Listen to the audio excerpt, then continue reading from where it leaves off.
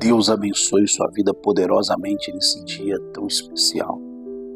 Estamos no Evangelho de Marcos, capítulo de número 8. E a Bíblia vai dizer o seguinte: naqueles dias, outra vez reuniu-se uma grande multidão, visto que não tinham nada para comer. Jesus chamou os discípulos e lhes disse: tenham compaixão desta multidão. Já faz 3 dias que estão comigo e nada tendes para comer. Se eu os mandar para casa com fome, vão desfalecer pelo caminho, porque alguns deles vieram de longe. Os seus discípulos responderam: onde neste lugar deserto poderíamos conseguir com alguém algo suficiente para alimentá-los? Quantos pães vocês têm? Perguntou Jesus. 7, responderam. E ele ordenou à multidão que sentasse no chão. Depois de pegar os 7 pães, dar graças, partiu e os entregou aos discípulos para que os servissem à multidão. E eles o fizeram. Tinham também alguns peixes pequenos. Jesus deu graças e por eles também agradeceu e deu aos discípulos para que os distribuísse. Todos comeram até ficarem satisfeitos. Ajuntaram 7 cestos cheios de pedaços que sobraram. Cerca de 4.000 homens que estavam presentes, tendo-os despedido, entrou no barco com seus discípulos e foi para a região de Dalmanuta.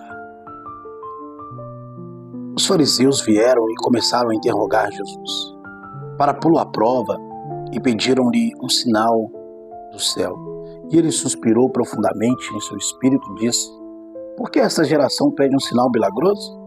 Em verdade vos digo que nenhum sinal será dado a esta geração.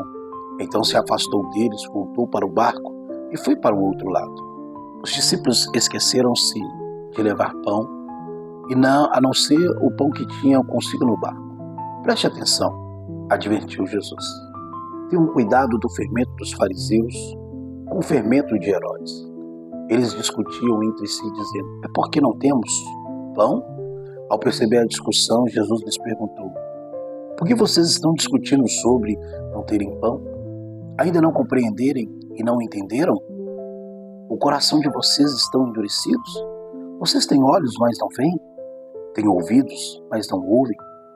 Não se lembram de quantos, quando eu parti 5 pães para 5.000? Quantos cestos de pedaços recolheram? Os 12 responderam a ele: nem quando eu parti os 7 pães para os 4.000, e quantos cestos cheios de pedaços recolheram? Os 7 responderam.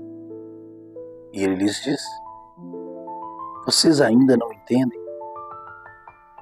Então foram para Betsaida. E algumas pessoas trouxeram um cego a Jesus, suplicando que tocasse nele. E ele tomou o cego pela mão e o levou para fora do povoado. Depois cuspiu nos olhos do homem, impôs-lhe as mãos. Jesus perguntou: você está vendo alguma coisa? E ele então levantou os olhos e disse: veja as pessoas, e elas parecem como árvore andando. Ainda uma outra vez, Jesus tocou as mãos sobre os olhos do homem. E então os seus olhos foram abertos, e a visão dele foi restaurada, e ele via claramente. Jesus o mandou para casa dizendo: não entre mais nesse povoado. Jesus e seus discípulos dirigiram-se para um povoado nas proximidades de Cesareia de Filipe. No caminho, eles lhes perguntou: quem o povo diz que eu sou?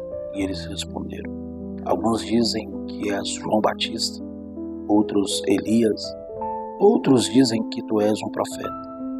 Vocês, quem dizem que eu sou? Perguntou. Pedro respondeu: tu és o Cristo. Jesus advertiu de que não contassem a ninguém a respeito disso. Então ele começou a ensiná-los: o Filho do Homem tem que sofrer muitas coisas, a ser rejeitado pelos anciãos, pelos chefes dos sacerdotes, pelos mestres da lei, e a ser morto e a ressuscitar depois de 3 dias. E ele falou claramente a esse respeito. Então Pedro, chamando-o à parte, começou a repreendê-lo. Jesus, porém, voltou os olhos para ele E para os discípulos repreendeu Pedro, dizendo: para trás de mim, Satanás, pois você não pensa nas coisas de Deus, mas nas dos homens. Então ele chamou a multidão e os discípulos e disse: se alguém quiser vir após mim, negue-se a si mesmo, tome sua cruz e siga-me.